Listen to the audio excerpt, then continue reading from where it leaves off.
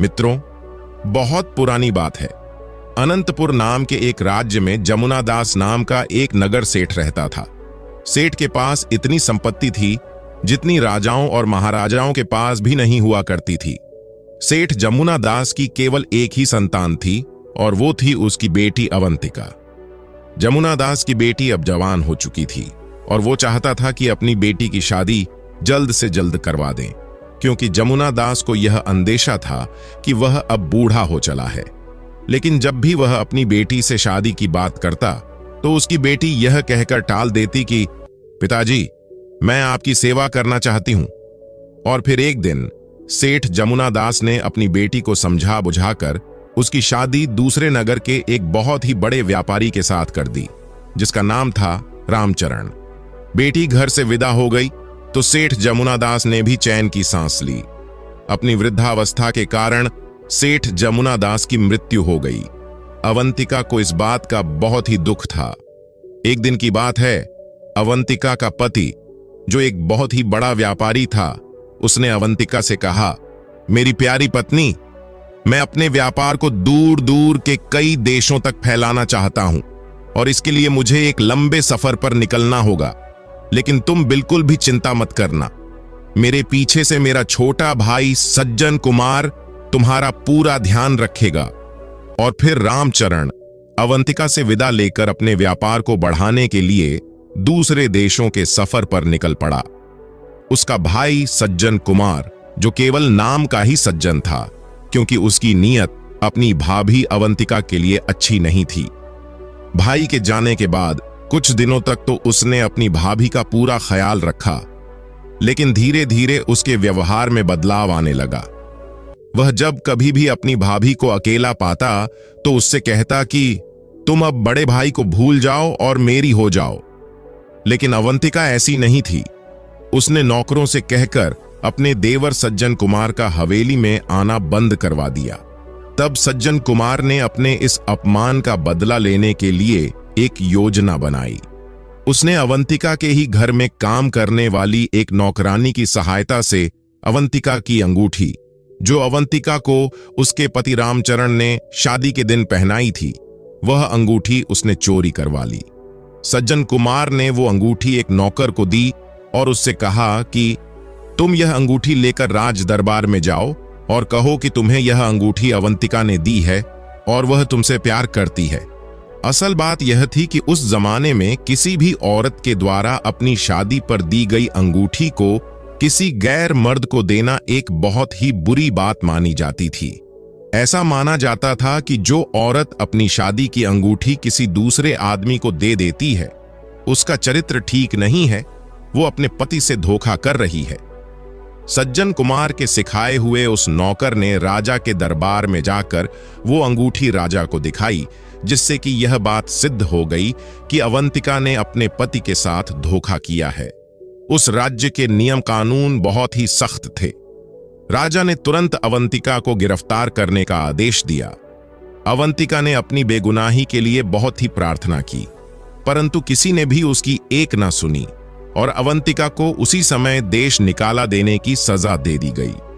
राजा के सिपाही अवंतिका को पकड़कर राज्य के बाहर एक घने जंगल में छोड़ आए। अंधेरा हो चुका था। अवंतिका पूरे दिन की भूखी प्यासी थी। वह जंगल में एक पेड़ के नीचे बैठ गई। भय, बेचैनी और भूख प्यास के कारण वो बेहोश हो गई। ठीक उसी समय एक डाकू घोड़े पर सवार वहां से गुजर रहा था। उसकी नजर जब बेहोश अवंतिका पर पड़ी, उसने अवंतिका को उठाकर अपने घोड़े पर बिठा लिया। घोड़े को सर पर दौड़ाते हुए वो अपने ठिकाने पर आ गया। अवंतिका को जब होश आया तो उसने पूछा, मैं कहां पर हूं और आप कौन हैं?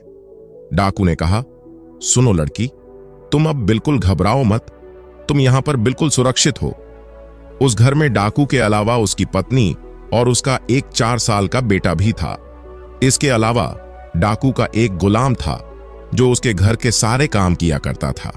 डाकू की पत्नी ने जब पूछा कि यह लड़की कौन है, तो डाकू कहने लगा, यह बेचारी किस्मत की मारी बेसहारा है, इसीलिए मैं इसे यहां पर ले आया। अवंतिका डाकू के घर पर ही रहने लगी। वो डाकू के परिवार से काफी घुल मिल गई थी, इसी दौरान डाकू का गुलाम एक दिन अवंतिका को अकेला पाकर उससे कहने लगा कि तुम डाकू के खजाने में से कुछ हीरे चुराकर मुझे दे दो, इसमें तुम्हारा भी फायदा होगा। लेकिन अवंतिका ने इससे साफ इनकार कर दिया। तब गुलाम ने गुस्से से भरकर कहा, मेरी बात ना मानने की सजा तुम्हें जरूर मिलेगी। ये डाकू जो तुम्हें आज अपनी बहन मानता है, देखना एक ना एक दिन ये तुम्हारी जान का दुश्मन बन जाएगा। अब उस गुलाम ने अवंतिका से बदला लेने की पूरी योजना बना ली। एक रात की बात है, जब वो डाकू घर पर नहीं था तो उस गुलाम ने डाकू के सोए हुए बेटे की चाकू से गर्दन काट दी और खून से सना हुआ वो चाकू चुपचाप जाकर सोई हुई अवंतिका के तकिए के नीचे रख दिया। जब सुबह हुई, डाकू घर में वापस आया तो उसने अपने बेटे को मरा हुआ पाया। यह देखकर डाकू का मानो कलेजा ही फट गया। उसकी पत्नी जोर जोर से चिल्लाने लगी। तभी वो गुलाम भागता भागता आया और कहने लगा, मलिक, आपके बेटे को किसने मार दिया? अगर मुझे इस बात का मालूम पड़ जाए तो मैं अभी उससे बदला ले लूंगा। मैं उस हत्यारे को जिंदा नहीं छोड़ूंगा। और फिर जमीन पर पड़े हुए खून के छींटों को देखकर वह कहने लगा, देखिए मालिक, यह खून के छींटे किस तरफ जा रहे हैं। और फिर वो खून के छींटों का पीछा करते हुए डाकू को अवंतिका के कमरे में ले आया। गुलाम चिल्लाकर कहने लगा, मालिक, इस दुष्ट लड़की ने आपके बेटे की हत्या की है। अवंतिका के बिस्तर की तलाशी ली गई तो खून से सना हुआ चाकू उसके तकिए के नीचे से बरामद हुआ। अब वो गुलाम चिल्ला चिल्ला कर कहने लगा, मैं अभी इस लड़की को मौत के घाट उतार दूंगा। डाकू ने इशारे से उसे रोका और अवंतिका से पूछा कि तुमने मेरे बेटे को क्यों मारा? अवंतिका कहने लगी, ईश्वर जानता है कि मैं बेकसूर हूं। मैंने आपके बेटे को नहीं मारा। भला मैं आपके बेटे को क्यों मारूंगी? आपने मुश्किल समय में मेरी सहायता की है। मैं आपके साथ ऐसा क्यों करूंगी? अवंतिका की बातें सुनकर डाकू को भी इस बात का विश्वास हो गया था कि अवंतिका उसके बेटे को नहीं मार सकती। लेकिन डाकू की पत्नी कहने लगी कि अब जो भी हो, यह लड़की मेरी आंखों के सामने नहीं रह सकती, वरना मैं जीते जी मर जाऊंगी। तब डाकू ने अवंतिका से कहा, देखो बहन, एक बार तो मैं यह मान सकता हूं कि तुमने मेरे बेटे को नहीं मारा, लेकिन अब तुम इस घर में नहीं रह सकती। तुम्हें इस घर से जाना होगा। और फिर डाकू ने 500 अशर्फियों से भरी हुई एक थैली अवंतिका को देते हुए कहा कि तुम यह धन अपने पास रख लो, ये तुम्हारे बहुत ही काम आएगा। अवंतिका कहने लगी, मुझे धन की कोई आवश्यकता नहीं है। मैंने अपने पिता के घर में बहुत सा धन देखा है। पर डाकू कहने लगा, नहीं बहन, किसी भी बुरे समय में ये तुम्हारे काम आएगा, इसीलिए तुम इसे रख लो। अवंतिका ने वो थैली अपने पास रख ली और कहने लगी, मैं ईश्वर से प्रार्थना करूंगी कि एक ना एक दिन आपको सच्चाई मालूम पड़ जाए कि मैंने आपके बेटे की हत्या नहीं की। इतना कहकर अवंतिका वहां से चली गई। चलते चलते अवंतिका जब एक दूसरे नगर में पहुंची तो उसने देखा कि बहुत से लोग एक आदमी को रस्सियों में जकड़े हुए लिए जा रहे थे। पूछने पर पता चला कि उस आदमी ने कई लोगों से कर्जा ले रखा था और अब कर्ज वापस नहीं चुका रहा था। इसीलिए लोग उसे सजा देने के लिए रस्सियों से जकड़कर ले जा रहे थे। अवंतिका ने पूछा कि इस आदमी का कितना कर्ज है। लोगों ने बताया कम से कम 500 सोने की अशर्फियां। वो कहने लगी कि अगर मैं इसका कर्ज भर दूं तो क्या आप लोग इसे छोड़ देंगे? हाँ हाँ, बिल्कुल छोड़ देंगे। अवंतिका ने उसके पास जो अशर्फियों की थैली थी वो उन लोगों को दे दी और उस अपराधी को छुड़वा दिया। ये देखकर लोग हैरान थे कि आखिर ये इतनी नेक दिल औरत कौन है जिसने एक अनजान आदमी को मौत के मुंह से बचा लिया। अवंतिका चुपचाप लोगों की नजरों से बचती हुई वहां से चली गई। अभी वो कुछ दूर ही पहुंची थी कि वो अपराधी जिसे अवंतिका ने बचाया था दौड़ता हुआ अवंतिका के पास आ पहुंचा।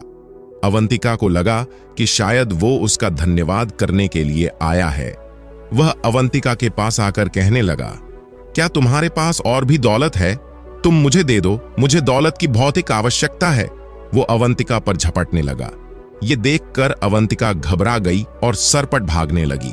भागते भागते वो काफी दूर निकल आई और फिर थककर एक पेड़ के नीचे बैठ गई। इधर वो आदमी उसका पीछा करता हुआ आ रहा था। जब उसने देखा कि अवंतिका थकी थकी एक पेड़ के नीचे बैठ गई है, तो वो भागता हुआ पास ही खड़े हुए एक समुद्री जहाज के मालिक के पास जा पहुंचा। उसने अवंतिका की तरफ इशारा करते हुए जहाज के मालिक से कहा, हुजूर, वो जो सामने लड़की बैठी है वो मेरी नौकरानी है, जिसे मैंने 500 अशर्फियों में खरीदा था। अगर आप मुझे 500 अशर्फियां दे दें तो मैं उसे आपके हवाले कर सकता हूं। उस व्यापारी ने जब अवंतिका की सुंदरता देखी तो उस पर मोहित हो गया। उसने तुरंत 500 अशर्फियां निकालकर उस अपराधी को दे दी और कहने लगा, ठीक है, आज से ये मेरी हुई। इतना कहकर वो सौदागर अवंतिका के पास गया और उसका हाथ पकड़कर अपने साथ ले जाने लगा। अवंतिका ने कहा, तुम कौन हो और मुझसे क्या चाहते हो? सौदागर ने कहा, चुपचाप मेरे साथ चलो, क्योंकि मैंने तुम्हें 500 अशर्फियां देकर खरीद लिया है। और वो देखो, तुम्हें बेचने वाला अशर्फियों की थैली लेकर भागा जा रहा है।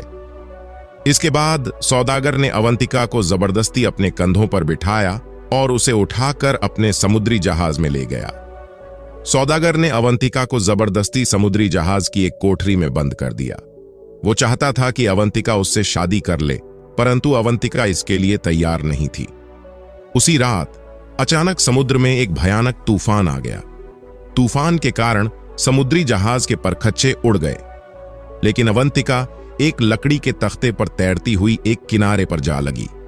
दूसरी तरफ वो सौदागर भी एक लकड़ी के तख्ते को पकड़े हुए किसी दूसरे देश में जा पहुंचा। अवंतिका को जब होश आया तो वो एक साधु की कुटिया में थी। असल में एक वृद्ध साधु अवंतिका को वहां से उठाकर अपनी कुटिया में ले आया था। अवंतिका साधु के साथ ही रहने लगी और वहीं पर अपना जीवन गुजारने लगी। साधु की कुटिया जंगल में थी, लेकिन कई लोग उस साधु महाराज के दर्शन के लिए आते थे। असल में साधु महाराज के पास एक कमंडल था। साधु उस कमंडल में जल भरकर अपने पास रखता। जो भी लोग अपनी दुख, तकलीफ और रोग लेकर साधु के पास आते, साधु उस कमंडल का जल उन पर छिड़कता और अपना आशीर्वाद देकर उन्हें बिल्कुल ठीक कर देता। इसीलिए अक्सर लोग साधु के पास आया करते थे। दिन गुजरे। वृद्ध साधु को अब इस बात का अंदेशा हुआ कि उसकी मौत अब निश्चित है, तो उसने अवंतिका को वो कमंडल देते हुए कहा, बेटी, मेरी मृत्यु के बाद यह कमंडल तुम्हारे पास रहेगा। मैंने यह कमंडल अपनी तपस्या से प्राप्त किया है। अब इस कमंडल के द्वारा तुम लोगों के दुख, दर्द और उनकी बीमारियां ठीक करोगी। इस कमंडल में जल भरकर तुम जब लोगों पर छिड़कोगी तो उनकी बीमारियां दूर हो जाएंगी, लेकिन तुम्हें इसका उपयोग सिर्फ परोपकार की भावना से ही करना है, अपने स्वार्थ के लिए नहीं। अवंतिका ने कहा, ठीक है बाबा, मैं आपको वचन देती हूं, मैं ऐसा ही करूंगी। इसके बाद जब साधु महाराज की मृत्यु हो गई तो अवंतिका ने वो कमंडल अपने पास रख लिया। अवंतिका उस जंगल को छोड़कर आगे चल दी। सफर तय करते हुए अवंतिका अब एक ऐसे देश में जा पहुंची जहां पर सिर्फ औरतों का ही साम्राज्य था। उस देश की बागडोर एक रानी के हाथ में थी और वहां पर सिर्फ औरतें ही रहती थीं। किसी भी पुरुष के वहां पर आने पर पाबंदी थी। जब अवंतिका वहां पर पहुंची तो उसके दुख और तकलीफों के बारे में सुनकर वहां की औरतों ने उसे अपने यहां रहने की अनुमति दे दी। अवंतिका वहीं पर रहने लगी और साधु बाबा के द्वारा दिए गए कमंडल से लोगों की सहायता करने लगी।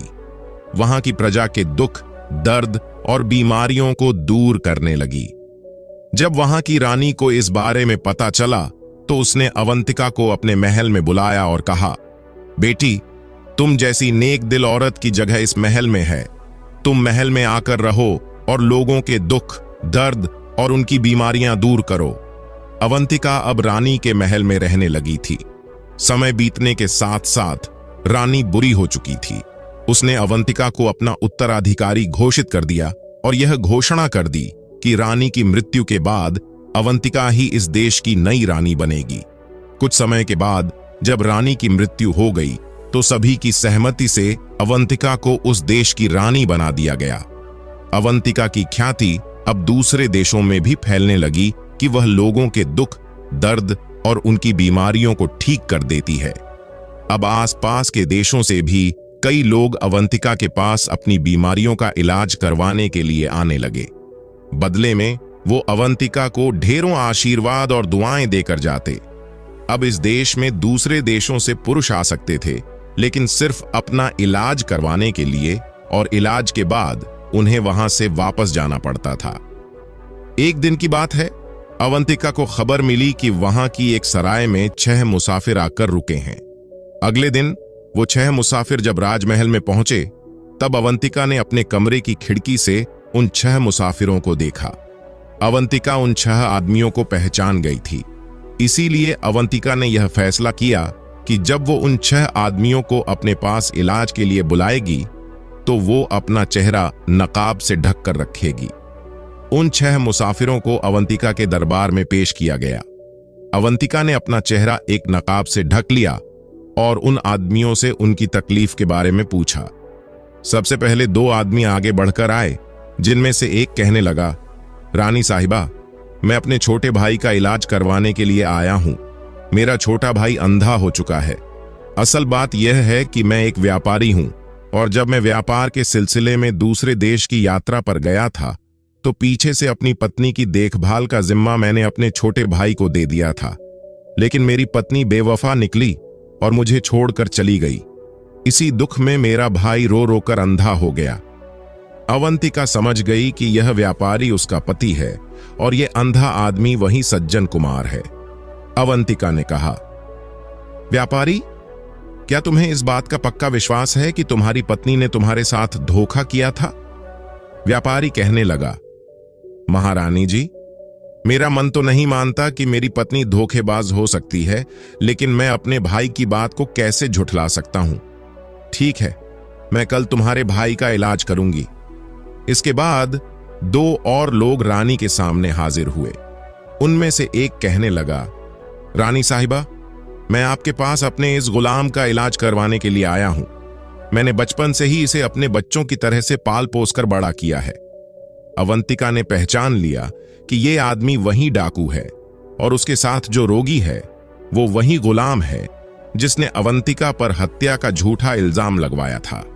अवंतिका ने कहा, अच्छा ठीक है, तुम्हारा इलाज भी कल किया जाएगा। अब अगले मुसाफिर ने उठकर कहा, महारानी जी, मुझे मिर्गी का रोग हो गया है। कृपया ईश्वर से प्रार्थना कीजिए कि मैं ठीक हो जाऊं। मैंने बहुत सोचा और फिर मुझे याद आया कि मैंने एक ऐसा पाप किया था कि एक खूबसूरत लड़की जिसे मैंने खरीदा था, उसके साथ मैंने बहुत ही बुरा बर्ताव किया था। लगता है उसी पाप की सजा मुझे मिली है। तब वहां पर पहुंचे हुए आखिरी मुसाफिर ने कहा, भाई, एक नेक दिल और शरीफ औरत को नौकरानी बताकर मैंने ही तुम्हें बेचा था। मेरा अपराध तो तुमसे भी ज्यादा खतरनाक है, क्योंकि उस नेक दिल औरत ने मेरी जान बचाई थी, और शायद इसी की सजा मुझे मिल रही है कि मेरे दोनों हाथ अपाहिज हो चुके हैं।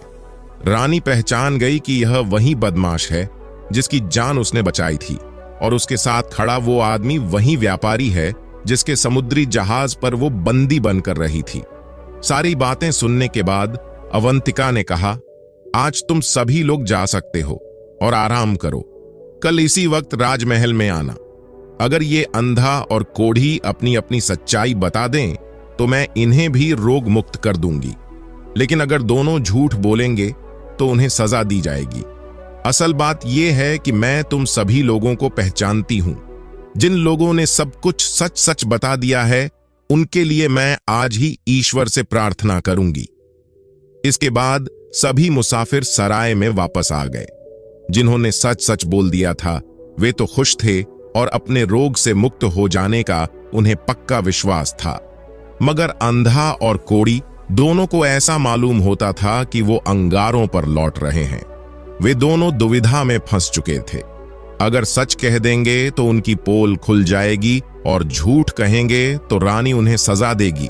दूसरे दिन जब वे दरबार में पहुंचे तो सबसे पहले अंधे ने आगे बढ़कर अपना अपराध स्वीकार करते हुए कहा, रानी साहिबा, मेरे भाई की पत्नी यानी मेरी भाभी बिल्कुल बेगुनाह थी, और मैंने ही साजिश करके अपनी भाभी को फंसाया था।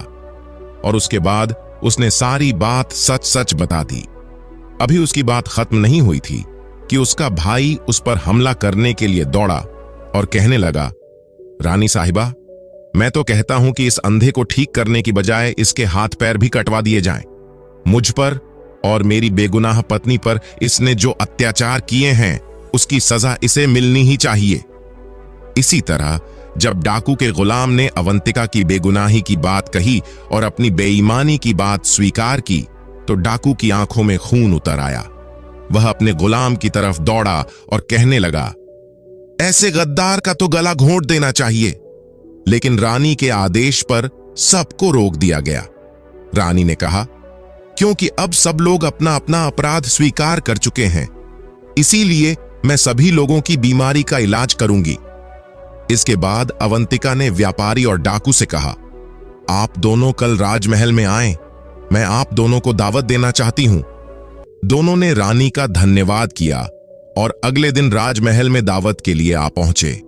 अवंतिका ने व्यापारी से पूछा, क्या आप चाहते हैं कि आपकी शादी हो जाए? व्यापारी ने कहा, रानी साहिबा, मैं अपनी पहली पत्नी के अलावा किसी और के बारे में सोच भी नहीं सकता। रानी ने कहा, मैं ईश्वर से प्रार्थना करूंगी कि आपको अपनी पहले वाली पत्नी मिल जाए। इसके बाद रानी ने डाकू से पूछा, क्या आप चाहते हैं कि आपको एक और बेटा मिल जाए? डाकू ने कहा, रानी साहिबा, ईश्वर के आशीर्वाद से बेटा तो मेरे घर पैदा हो चुका है। मैं तो बस इतना चाहता हूं कि उस लड़की से एक बार फिर मिल सकूं, ताकि मैं उससे अपनी गलती की माफी मांग सकूं। रानी ने कहा, ठीक है। इसके बाद रानी ने अपना नकाब हटा दिया तो व्यापारी और डाकू दोनों हैरान रह गए। व्यापारी को उसकी पत्नी वापस मिल चुकी थी और डाकू को उसकी मुंह बोली बहन। इसके बाद रानी ने उन सभी मुसाफिरों की बीमारी का इलाज कर दिया। अब वो अपने पति के साथ वापस जाना चाहती थी। उसने उस देश की बागडोर वहां की औरतों के हवाले की और खुद वह अपने पति के साथ वापस अपने देश लौट गई। तो मित्रों, आपको ये कहानी कैसी लगी आप कमेंट करके हमें बताना, और अच्छी लगी तो चैनल को जरूर सब्सक्राइब करके हमें सपोर्ट कर